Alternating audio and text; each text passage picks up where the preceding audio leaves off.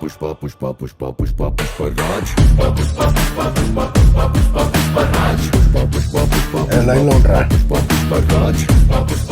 పుష్ప పుష్ప పుష్ప పుష్పరాజ్ చెప్పా